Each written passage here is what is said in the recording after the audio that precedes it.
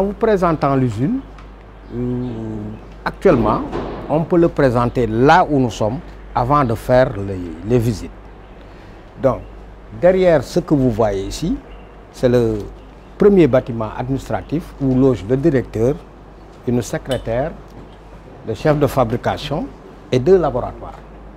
Et ces 2 laboratoires, l'un c'est un laboratoire physico-chimique où l'on fait des tests de pH, vous l'avez fait peut-être, ou bien des tests de densité. Et de l'autre côté, il y a ce qu'on appelle un laboratoire de chromatographie en phase gazeuse. La chromatographie en phase gazeuse, qu'est-ce que c'est? C'est une séparation sélective des composantes qui sont dans un même composé. Donc, la chromatographie va vous aider à les séparer, à les quantifier et à savoir sur chaque quantité présente dans la formule, il vaut combien. Donc, c'est pourquoi on s'est doté d'appareils comme ça. Et tout le temps dans le monde, c'est comme ça. Quand tu veux travailler, il faut mettre de l'investissement. Et ce que vous voyez derrière chez vous, comme ça, derrière vous, il y a ici ce qu'on appelle les cuves de stockage qui sont enterrées. Là-bas, de l'autre côté, on a un stock de gaz qu'on utilise pour faire des aérosols. Et les autres bâtiments constituent la formulation liquide, les 2 premiers. Les 2 autres qui restent, c'est la formulation poudre. Et chaque bâtiment de formulation est composé d'une préparation liquide, conditionnement liquide, préparation poudre, conditionnement poudre. Tout ce que vous préparez, vous devez les mettre en sachet et les mettre soit en bidon. Et ça, c'est impératif. Donc, grosso modo, c'est ça dans notre ligne. En plus de cela, nous avons créé une ligne qui fait des granulés. C'est-à-dire, qu'est-ce que c'est que des granulés? Dans mon bureau, il y a un truc de granulés là. Là-bas. Les granulés, on prend des inertes ici. Nous, tout ce que nous faisons, on les cherche ici au Sénégal.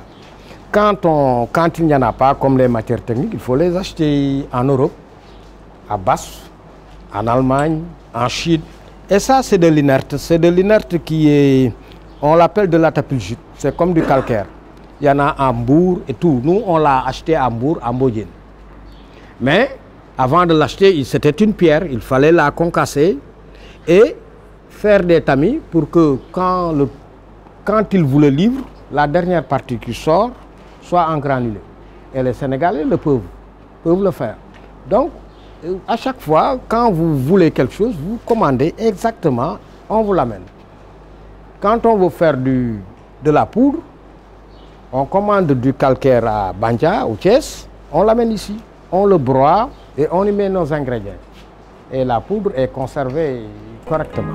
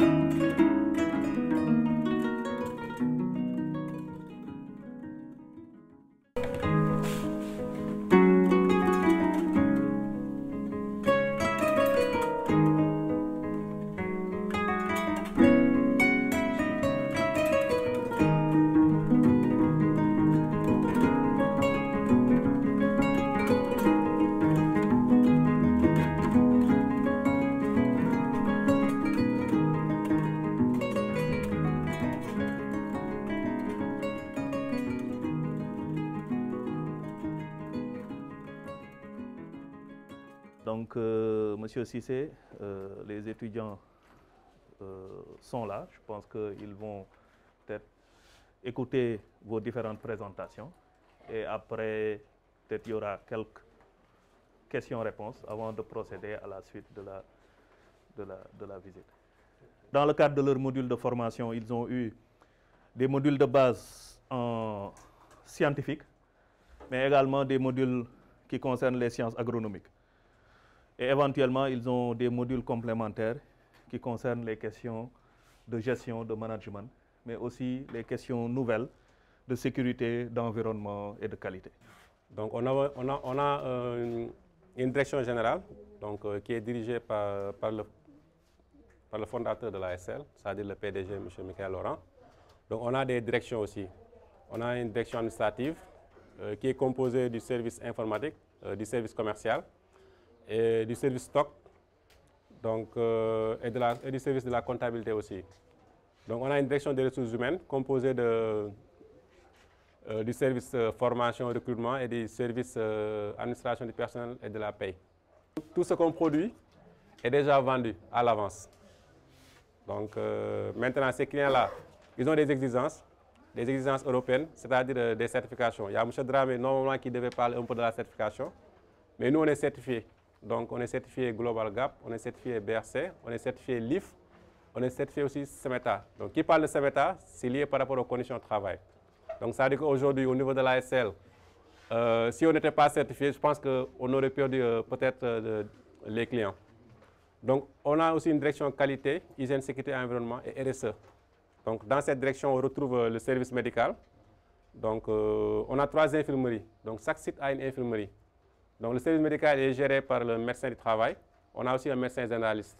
Au niveau du département de la production, nous avons le département, nous avons la production et nous avons le service agronomique.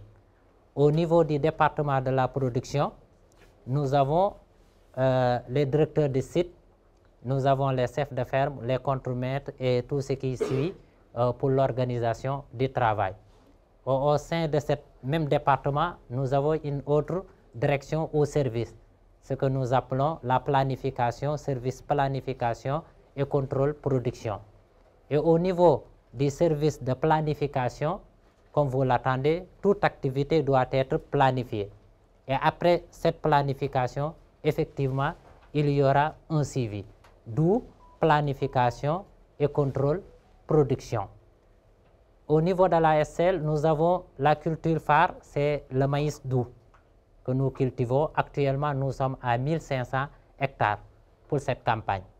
Et l'autre culture, c'est la culture haricots verts, sur plus de 450 hectares. Après, nous avons la culture piment qui est cultivée durant toute la campagne, durant toute l'année, avec environ 70 hectares. Nous avons la culture butternut, nous avons la culture baby corn, nous avons les cultures intercampagnes, c'est-à-dire l'arachide, la carotte, l'oignon, que nous faisons en intercampagne. Ici, nous avons 2 campagnes. Nous avons la campagne et l'intercampagne. Et au niveau de la campagne, ça débute de septembre jusqu'à fin mars. Et l'intercampagne qui va correspondre avec la période hivernale. Si nous disons planification, c'est quoi planification? Vous êtes dans une structure de production. Et cette structure de production, vous cultivez quoi? Je vous donne un exemple. Nous cultivons le maïs sur 1500 hectares. Nous débutons la campagne en mois de septembre pour que ça termine fin mai, fin juin. Et sur ces 1500 hectares-là, comment on va appréhender la productivité, la production? Vous recevez d'abord une demande du client qui vous dit « je veux tant d'épis d'exploitation de maïs ». Il vous dit « je veux 60 millions d'épis de maïs ». Il vous fait la commande en mois d'août. Et que ces 60 millions d'épis-là doivent être répartis de la semaine 46 à la semaine 22 de récolte. Maintenant, c'est là-bas où la planification entre en jeu. C'est-à-dire, ces 60 000 épis demandés à l'export, comment nous, on va l'établir? On va le transformer d'abord en surface, on va le transformer en produits phyto, on va le transformer en produits engrais, on va le transformer en produits main-d'œuvre. Qu'est-ce qu'on aura besoin pour cela? Et c'est là-bas où nous avons un plan d'occupation de sol. On nous dit sur nos 2000 hectares que SCL compte comment on va répartir ces 60 000 épis. 60 000 épis, effectivement, ça va te faire environ 1600 hectares. Comment c'est réparti sur les 3 sites. Et c'est là-bas où la planification joue son rôle. Et après la planification, certes, il y a la partie contrôle production.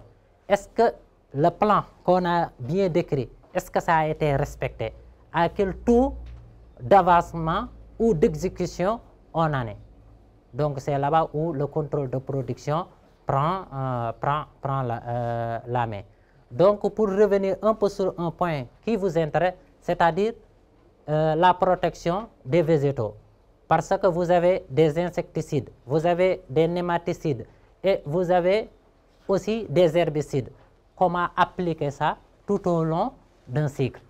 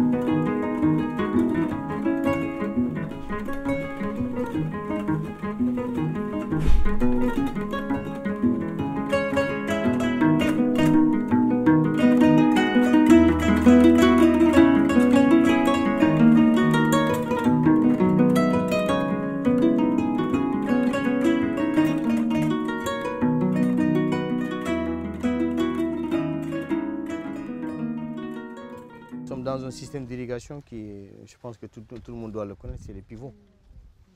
Donc en fait, c'est l'aspersion, mais sous forme de pivots. Voilà. Donc c'est pas comme les gouttes. Ici, on a le goutte là où on vient de passer, là où il y avait les haricots et en même temps encore le maïs. Donc c'est les gouttes à gouttes. Ici, c'est les pivots. Donc c'est un champ de 30 hectares. Voilà. Mais les 30 hectares là, il y en a qui font des cultures circulaires, parce que même là, comme ça, la machine qui sème, elle est en train de s'aimer circulairement. Mais c'est juste un quart. Mais pour te dire que tous les champs, on peut les semer en circulaire. Donc là, on fait tout jusqu'à, dès qu'on commence ici, jusqu'au centre. Mais nous, on n'a jamais fait ça. Par contre, au pivot, pour certaines cultures comme les haricots, comme l'oignon, on préfère le faire en circulaire. Donc là, c'est le maïs. On est là comme ça dans le maïs. Vous avez une fois visité un champ de maïs? Hein? Ça. Hein? Voilà. Ça, c'est la fleur mâle. Ce que j'ai à la main, c'est quoi? Et puis, c'est quoi? Ah, tu viens de dire fleur mâle. Le contraire, c'est quoi? Fleur femelle, voilà. Et c'est les deux qui vont donner le maïs. Hein? C'est un exemple. Quand tu sèmes une graine de maïs là, dans ton jardin là, chez toi, là, avant que ça soit mûr, là, tu le coupes. Pas ces stades, par exemple, à ces stades là, voilà. Tu le coupes, tu lances. Là, tu ne vas pas avoir du maïs. Parce qu'il faut que la poussière tombe sur les cheveux pour que ça puisse former. Hein? Ça, vous connaissez ça, non? Hein? Donc c'est une plante qui a les deux sexes séparés, masculin et féminin. Mais c'est en concordance. Donc là, bi d'ignore, après bi moudan sikam. Vous connaissez ça? Donc c'est sur tous les cheveux. Et chaque cheveu, ça représente là une graine. Vous connaissez ça? Non. Ah bon? Ah, pour qu'il puisse y avoir pollinisation là et fécondation là. Tu vois les graines, les ovules là. Nous déjà, le maïs, qu'est-ce qu'on mange? On mange quoi? L'ovaire ou bien l'ovule? Les ovules? Hein? C'est l'ovaire qu'on mange? C'est l'ovule, hein? La majorité dit quoi? Les ovules. Oui, c'est ça, c'est les ovules qu'on mange parce que c'est tout l'épi qui est l'ovaire. C'est la tomate, on mange quoi? L'ovaire ou les ovules? Hein? C'est l'ovaire, voilà. Qui contient les graines et la chair. C'est ça. Hein? Donc là, nous on mange les ovules. Les ovules, c'est les graines. Donc les graines, elles sont où là? Elles sont n'est-ce pas? Mais avec cette... Parce que les feuilles là, ça tourne entre 10, 15, 20 feuilles. Chaque épi. 15 à 20 feuilles. Ça dépend du pouvoir nutritionnel que la plante a reçu là. Donc les ovules qui sont cachées ici, là, comment elles vont avoir la poussière là, qui est là, ça qui doit tomber là. Il faut un phénomène de... Hein? Ouais, la pollinisation, là, comment ça va s'assurer? Ça va être assuré? Par le biais de quoi? Par la soie? Ouais, non, le vent, ok. Mais le vent ne va pas ouvrir pour déposer la graine, pour déposer le pollen là-bas. C'est par la soie. Donc la soie, c'est le type pollinique. Donc la soie, elle joue un pont entre le pollen, parce qu'il est là. Après, pollen, poussière beaucoup et ça conduit le pollen jusqu'à la graine. Donc chaque cheveu, c'est une graine. Je ne sais pas si vous comprenez. Chaque cheveu, c'est une graine. S'il y a un cheveu qui n'a pas reçu de pollen là, donc là, l'épi ne va pas avoir, là, la place là, ne va pas avoir de grain. Souvent, tu as un épi là où il y a des espaces manquants là. C'est-à-dire que ces cheveux n'ont pas eu la chance de toucher le pollen. C'est ça. Moi, tu as beaucoup de ni comme ça, c'est toujours comme ça. Bon, tu vois, chaque cheveu, la femme fumu sample. Fumu sample, c'est l'ovule. Donc, ça a été émis par l'ovule pour aller chercher le pollen du mâle. Et dès qu'il le reçoit, il le conduit, c'est ce qu'on appelle les tubes polliniques. Il le conduit jusqu'à l'ovule. Et en général, c'est comme vous les dames là. Vous voyez comment quand vous faites vos cheveux comme ça là. L'extérieur, ça vient de ce côté, mais le milieu de la tête là, ça se trouve au niveau de la touffe. D'accord? Donc quand on fait comme ça, les cheveux qui sont de l'extérieur viennent de loin. Voilà. vient de loin, ici. Le cheveu qui est là, il vient de là. Le cheveu de l'intérieur, les graines de ce côté se trouvent au milieu. D'accord? Donc c'est ça. Que les bordures là-bas, tous les épis que tu vas couper au niveau des bordures ne vont pas être. Parce que nous, c'est le pollen de fan suivi. Comprendre? Parce que nous, il fallait qu'il y ait d'autres pieds de l'extérieur pour que ça vienne. Je ne sais pas si est-ce que tu as compris. Parce que pollen bi ben installation, sans que tu vois la poussière là. C'est ça le pollen, ça. C'est ça le pollen. D'autres ça vient une seule fois durant tous les cycles. Après, il peut y avoir encore d'autres qui, hein, par exemple, ça. Ça quand les chenilles là, voilà. Quand ça va commencer à brouter. Parce que les insectes, on a dit quoi? Ils ont quoi? Les trois missions. C'est quoi? Hein? Non, je ne parle pas des insectes pollinisateurs. Tous les insectes là, les chenilles, tout. Qu'est-ce qu'ils ont? Ou bien les oiseaux, qu'est-ce qu'ils ont comme mission? Il y a les trois principales missions. C'est nourrir, c'est reproduire et c'est protéger. D'accord? C'est protégé. Tu vois, même au niveau les arbres qui sont au niveau des petits marigots là, l'hivernage là, quand les oiseaux viennent là pour faire leur nid là, c'est pas n'importe quelle branche qu'ils forment. Ils forment des nids sur le bout des branches. Pourquoi? C'est pour éviter que les varans puissent, je sais pas, vous connaissez les varans? Voilà, pour que les bacs, parce qu'arriver là-bas, il ne peut pas, il va tomber avec son poids. Donc il y a toujours cette façon. Donc la chenille aussi, quand elle vient, la tomate, ok, elle est délicieuse, elle ne va pas se contenter de manger et faire la sieste dehors, non, elle cherche à pénétrer à l'intérieur. Quand elle est à l'intérieur, elle est en sécurité. Donc l'épi de maïs, encore c'est comme ça. Donc Fumudanu, c'est un exemple. Là où on a pondu l'œuf, qui est donc ça va commencer à brouter. En profondeur, bien sûr, pour aller. Donc, si tel est le cas, donc ça va manger les feuilles. Après, ça va couper, c'est un exemple, une partie de ça. Ça coupe les cheveux ici. Ça veut dire que ces cheveux sont coupés à partir de là. Ils ne sont pas encore sortis. Ils ne sont pas encore sortis, par exemple, comme ça. Là, tu vois, ils sont sortis. Donc, si c'est coupé ici, si la chenille a brouté ici, donc elle va manger la feuille et arriver à l'intérieur. Parce que l'objectif, c'est Khotubila. C'est les graines qui l'intéressent. D'accord? Même si ce n'est pas encore formé, mais elle va venir bien encore, c'est encore délicieux. Parce qu'il y a ce qu'on appelle une autre façon de maïs qu'on appelle le baby corn. Ça se récolte comme ça. C'est trop délicieux. Ça, on l'exporte. D'accord? Donc ça veut dire que même ça comme ça, c'est délicieux. Donc quand elle mange, là où elle a coupé, là où elle a mangé, les feuilles et les soies, donc les soies ne pourront pas avoir le pollen. Donc toute cette face-là ne vont pas avoir des graines.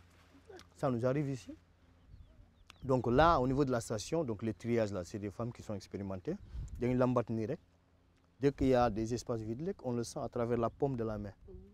Donc on sait que là, donc on lance au niveau des écarts.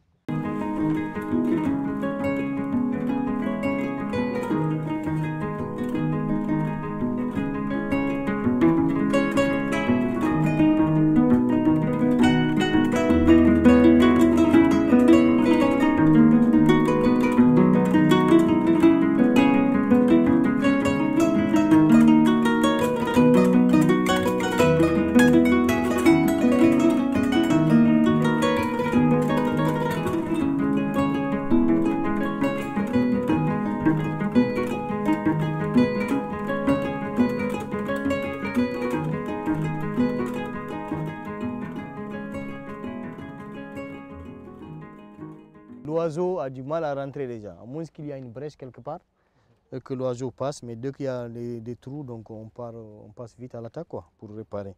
Après les papillons, donc après, il va y avoir, les mouches blanches vont rentrer, les trips vont rentrer. Parce que pour ne pas ça, il fallait monter des filets anti-trips. Je pense que c'est les types de filets qui ont les mailles les plus serrées. Bon, même les trips ne peuvent pas rentrer. D'accord? Mais n'empêche, avec le Montenegro, il y aura toujours des insectes qui vont rentrer à la porte, tu vois, au niveau de l'étanchéité comme ça, là, donc ça va rentrer. Mais par contre, ce que je voulais entendre, une culture comme ça, là, une serre comme ça, on n'a même pas besoin de tracteur. Est-ce qu'un tracteur va venir pour labourer le sol? Là, ça te permet de faire l'indépendance, de te couper complètement du sol. Parce que les sols, malgré que c'est le support qu'on a pour faire l'agriculture, mais souvent c'est le merdique aussi. Hein. Pourquoi j'avais insisté là quand on était là-bas, on disait que le premier ennemi d'une culture c'est quoi? C'est les nématodes. Pourquoi? Parce que maladie, tu peux t'en passer, après ça peut guérir, ça peut... Mais quand tu as les attaques des nématodes, la plante ne va même pas, parce que les nématodes vont sectionner les racines, vont causer des dommages aux racines. Les racines ne pourront pas bien prendre l'eau et l'engrais, et du coup la plante ne va pas aller. À un moment donné, il est crispé, donc le plant il est là, et il va mourir. Il n'a même pas une petite radicelle pour nourrir, pour se nourrir. Donc il va finir par mourir. D'accord? Donc il y a cette indépendance. Donc il n'y aura pas de problème de nématodes parce que, attention, encore monsieur Atera a dit qu'il n'y a pas de nématodes sur serre. Toi tu prends tes petits baignoires là, tu fais un grand sol. Non, on prend un sol qui est sain, le substrat. D'accord? Donc vous voyez, le plant, ils se comportent bien par rapport. Encore, il y en a de ces variétés encore qui s'adaptent bien à ça que le plein champ. Donc tout ça aussi, c'est un autre avantage que... C'est bon? Donc ça, c'est le piment. Donc c'est le piment, donc c'est la seule... Comme ce que je vous ai dit, on était sur quoi? On était sur quoi? Là, le piment, c'est une plante de quoi? Pourquoi vous dites dicotylédon? Il faut vous baser sur juste un seul organe, après vous allez... Les feuilles, voilà, les feuilles sont là. La nervure principale, elle est là. Les secondaires sont obliques. Obliques ou bien perpendiculaires. Tu vois, comme on était le maïs là. Là, elle est là, mais toutes les autres nervures sont parallèles. D'accord? Quand tu regardes la fleur, on avait dit quoi? Tu vois, le pollen, il est là. 3 ou plus, c'est quoi? Non, pas 3 ou plus. 3 ou plus, ça n'a pas. 3 ou multiple de 3. C'est une plante monocotylédon. 4 ou 5 ou multiple de 4 ou multiple de 5, c'est dicotylédon. La fleur, on a dit quoi? La fleur du piment. Et piment, c'est quelle plante? Ah, tu viens de dire dicotylédon à travers qui là? Donc la fleur, je dois trouver 5 ou bien 4 ou bien multiple de 5 ou bien multiple de 4. Comptez, c'est combien? 5? Donc c'est dicotylédon. Donc ça veut dire que l'état mono ou di, tu peux juste le savoir à travers juste la fleur. Tu n'as même pas besoin de voir la plante. Si vraiment la fleur vient de cette plante, avant de me dire que c'est piment, on me dit que non, parce que moi je suis dehors, là, la plante est à l'intérieur. Tu aperçois, il y a une plante qui est à l'intérieur, là. Sa fleur est là. C'est quel type? J'ai dit que 1, 2, 3, 4, 5. Donc c'est une plante dicotylédon. Ou bien on m'amène juste la feuille là. On n'amène pas la fleur, on m'amène la feuille. Je regarde le système de nervation. Ce n'est pas une nervation parallèle, donc c'est dicotylédon. Ça veut dire que si j'arrache aussi, je vais trouver qu'il y a une racine qui domine, qui s'appelle la pivotante, et de celle-ci vont partir les racines secondaires. Et si je regarde aussi la tige là, comme bant là, beaucoup de fénis, des dames, donc ça contient du cambium. D'accord?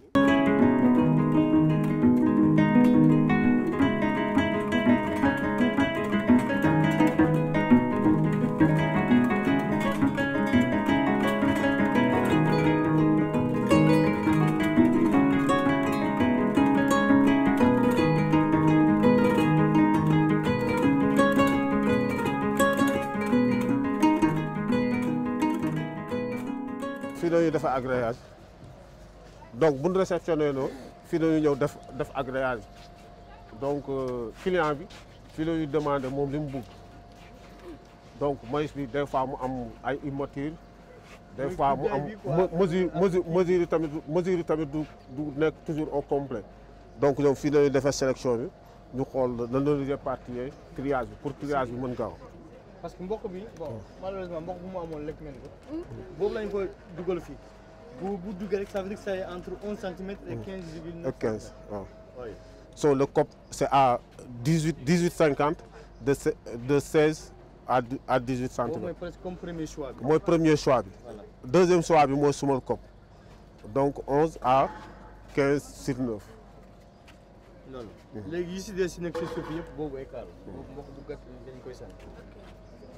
Donc fii traçabilité donc li fiy jaar ak li ñuy conditionné yëpp fii lay jaar donc ñoom ñooy def traçabilité bi ak numéro loo kii parcelle beeg yëpp fii lay jaar quoi. léegi su ko defee nu dooraa dem fee pour trier.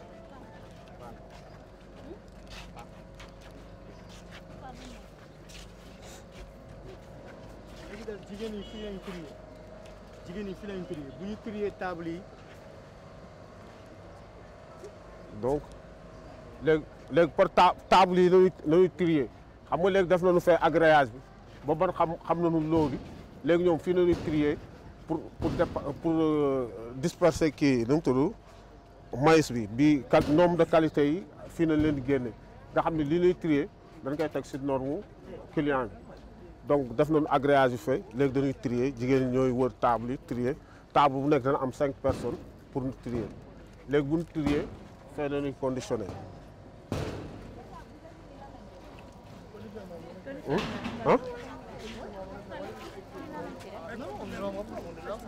non léegi kee baa nga ne léegi fii mooy hydrocoline yi fii nañuy refroidir fii nañ koy désinfecté hydrocoline que mu sedd pour dem hydrocoline ouais ah non day def lavage dindi microbe yi donc il y a des produits qu'on va mettre le chlore. c'est bon waaw non voilà léegi fii du ngeen dégg 18 palettes dana dugg fii 18 donc 36 mooy dugg fii à l'heure mais dañuy mettre de la glace à l'intérieur des piscines donc am na piscine fii moom mooy yéegal ndox mi pour désinfecter le maïs donc parce que day jóge au champ da nga koy désinfecter en même temps da nga koy glacer wàll pour mu nekk 1 degré donc noyau mboq mi da nga koy rey ba mu dee ba mu nekk à 1 degré nga xam ne maïs bi ni mu jógee au champ noonu lay àggee à l'étranger nga xam ne ki koy jënd dana ko mën a transformer liggéey ko mu jël temps mais bu nekkul à 1 degré si tu le mets dans les conteneurs bu demee day yàqu.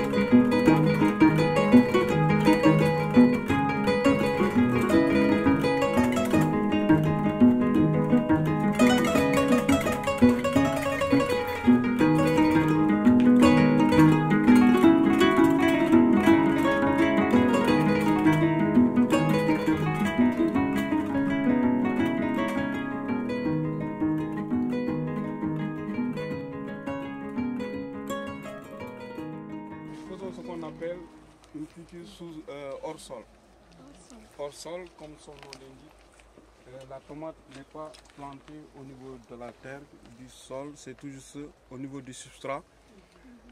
Le substrat est installé et mis à l'intérieur de ce qu'on appelle une gouttière. Ce gouttière a été installé au-dessus d'une butte. On met d'abord la butte avec le sable à une certaine hauteur, telle que 25 cm, 30 cm, et on isole la butte avec de la toile d'isolation et on installe la gouttière. Après que la gouttière soit installée, on met du fibre de coco. Pourquoi fibre de coco? Parce qu'on avait l'habitude, déjà on a essayé avec du sable. Si vous mettez du sable à l'intérieur des gouttières, c'est comme si on ne faisait pas hors sol. On risque d'avoir des nématodes, etc. Donc là, après avoir mis le substrat, on procède à ce qu'on appelle une plantation avec la densité qu'on voit à l'intérieur des serres, à peu près, disons, 25 cm entre les plants. Et là, on peut aller jusqu'à 120 000, 110 à 120 000 plants à l'intérieur de la serre. Donc là, les plants que nous avons, la tomate là est une variété à durée indéterminée. Ça veut dire que c'est nous-mêmes qui décidons quand est-ce qu'on peut arrêter la tomate. Là, on a des tomates qui peuvent aller jusqu'à 11 mètres. Vous allez vous demander comment ça va grandir jusqu'à 11 mètres alors que là, on a toujours 3 mètres. C'est tout juste que ces tomates sont tutelées avec une ficelle, avec un crochet. Et à chaque fois, on déplace le plant. On fait ce qu'on appelle un palissage. Le plant tourne autour de la ficelle. Ce qu'on appelle un tutelage, un palissage. Et on procède maintenant à l'entretien de la culture.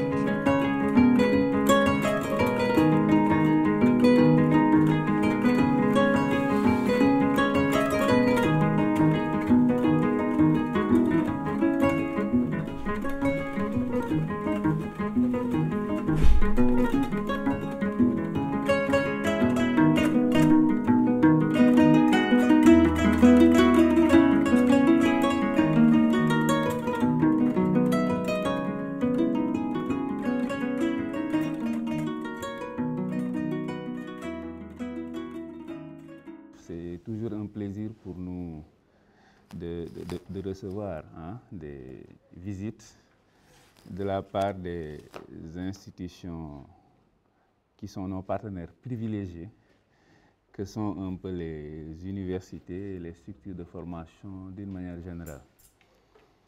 Pour plusieurs raisons. La première, c'est que d'abord, vous êtes nos fournisseurs parce que vous formez les futurs experts sur qui nous comptons pour mener à bien nos missions.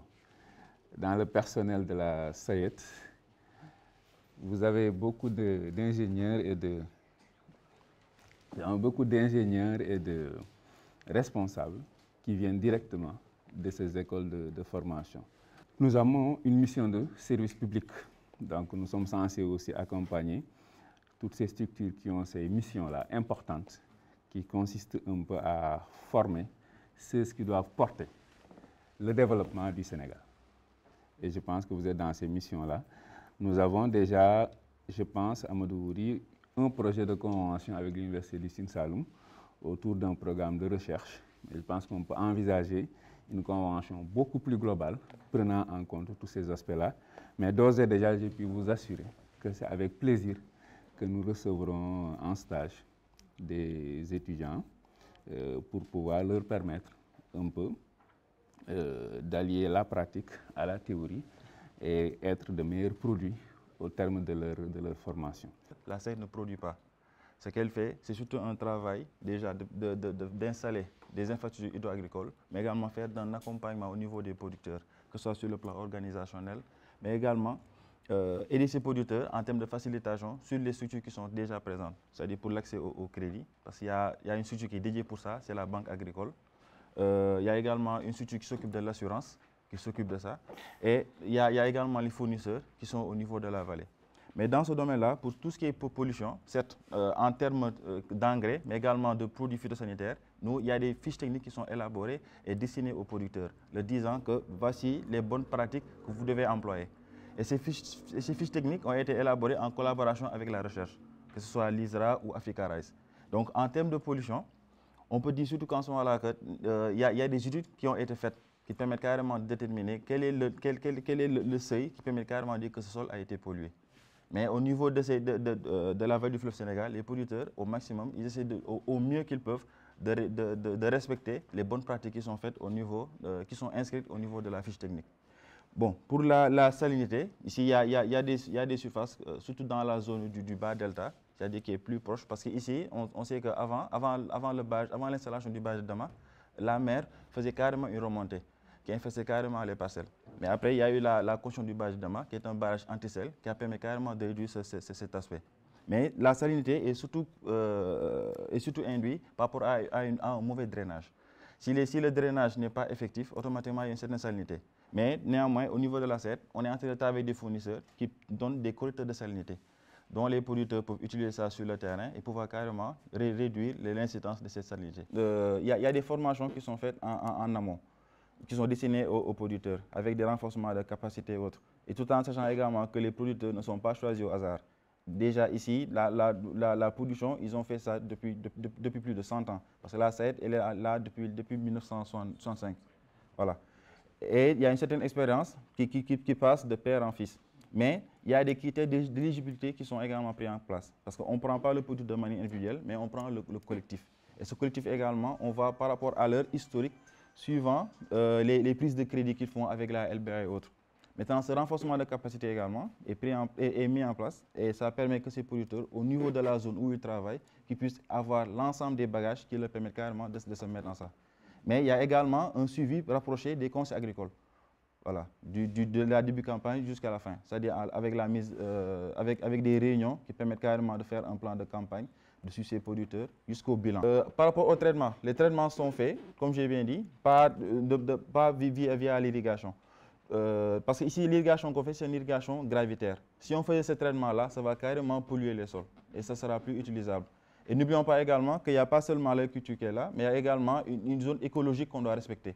Que ce soit les arbres, les oiseaux et autres. Donc il y a une certaine politique écologique qu'on doit respecter sur ça.